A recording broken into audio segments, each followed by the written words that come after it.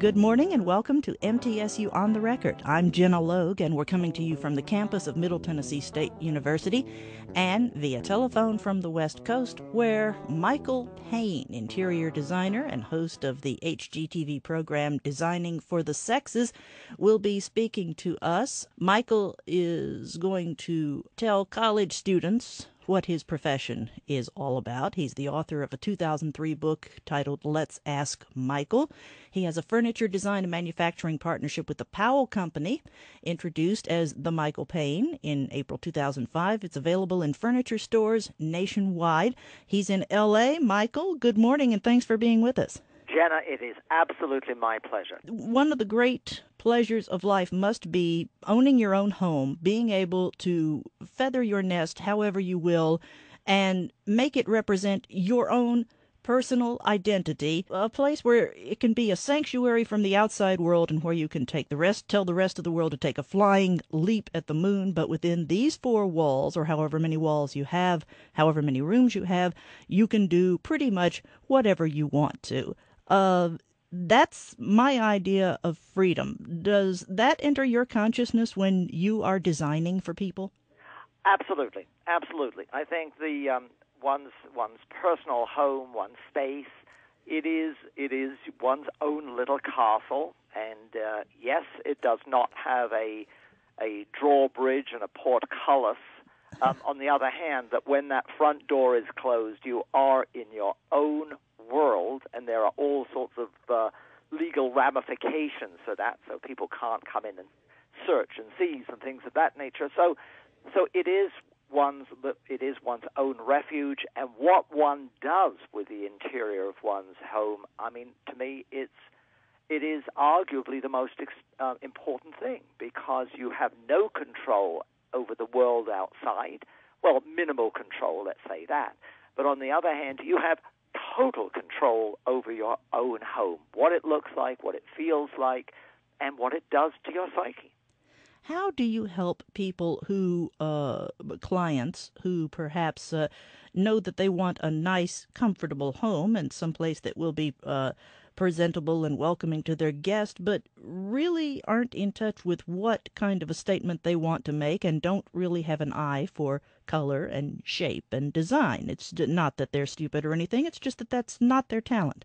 Exactly. And also going even further than that, Jenna, is that many people can't express themselves. And, you know, the world of interior design, the world of style in an interior is has to be learned. I mean, people simply don't know much more than, contemporary or traditional, but do not get into things like arts and crafts and Art Nouveau or Art Deco or mid-century modern. They don't know the language, and therefore oftentimes are almost reluctant to express themselves because of fear of sort of making a mistake.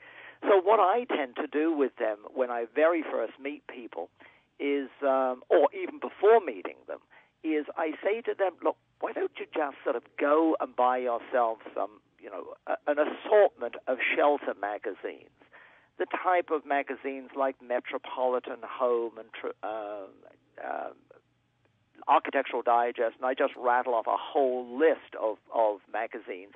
And then I say, why don't you sit down with those magazines, with a spouse or your partner, or if there is another person in the house with you, and then with some Post-it notes, when you turn the page and you see something that you just love, put a Post-it note on that page and then just continue.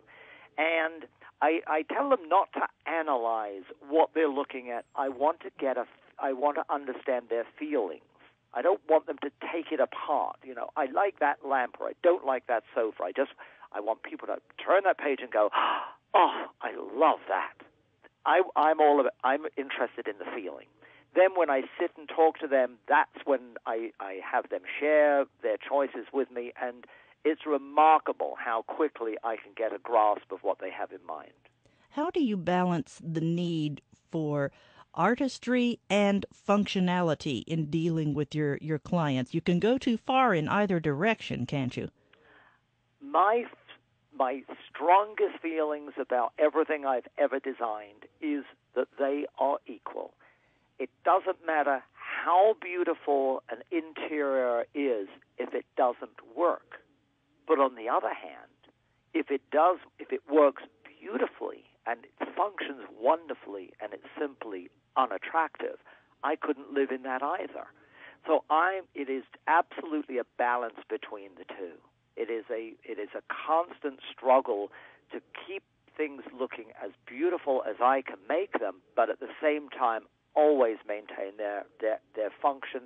And to me, as I said, if it doesn't work, it really doesn't matter how gorgeous it may be. It just isn't. It is not good design. How do you help clients who might see something in a magazine and think, "Oh, isn't that beautiful?" And then their face kind of falls and they go, "But I have trouble just paying my electric bill. I know I can't afford that." Yes, well, budgets are.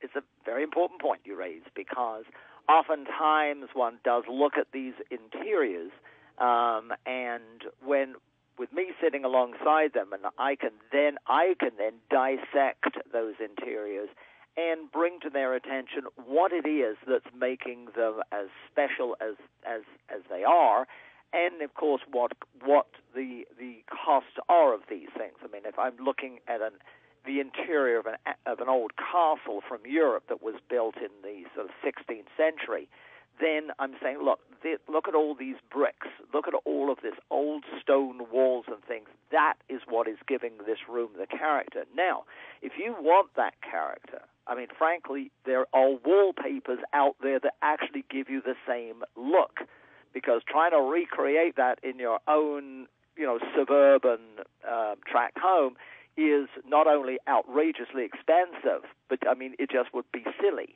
On the other hand, there are, as I said, wall coverings out there that can actually simulate these things, and it's achievable.